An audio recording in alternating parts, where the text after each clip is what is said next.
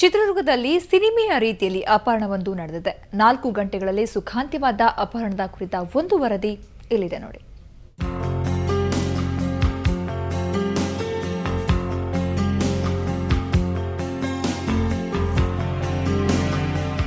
ಹೀಗೆ ಖುಷಿಯಾಗಿ ಬಂದು ಪೋಷಕರ ಮಡಿಲು ಸೇರಿರುವ ಈ ಬಾಲಕನ ಹೆಸರು ಪಿಯೂಷ್.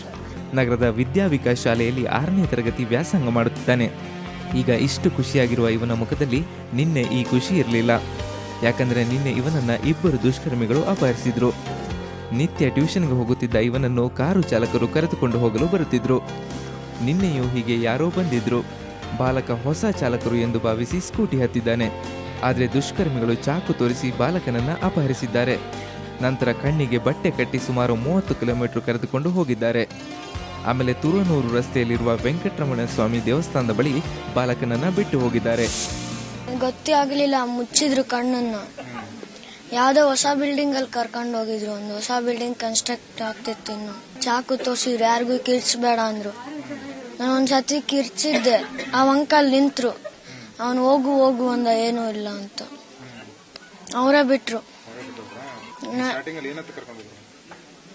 ಏನಂತ ನಾನು ಹೊಸೊಬ್ಬ ಡ್ರೈವರ್ ಅಂತ ಕರ್ಕೊಂಡು ಹೋದ.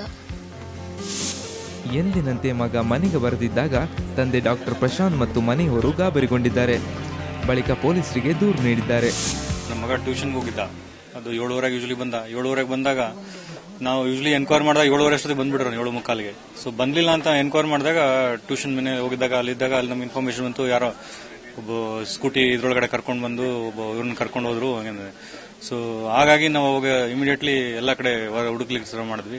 ಹಾಗಾಗಿ ಇದಾಗಿದ್ದಾನೆ ಅಂತ ಗೊತ್ತಾಯ್ತು. ನಮ್ಮ ಡ್ರೈವರೇ ಬಿಡ್ತಾ ಇದ್ವಿ, ನಾವು ಯಾವತ್ತೂ ಇಲ್ಲ. ಇದು ಫಸ್ಟ್ ಟೈಮ್ ಅವನು ಇದು ಬಿಡ್ತಾ ಇರೋದು.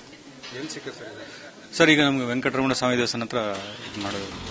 ಸಂಜೆ 7:30ರಿಂದ ರಾತ್ರಿ 11ರವರೆಗೆ ನಡೆದ ಅಪಹರಣ ಪ್ರಹಸನ ಪೋಷಕರಲ್ಲಿ ಗಾಬರಿ ಹುಟ್ಟಿಸಿತ್ತು.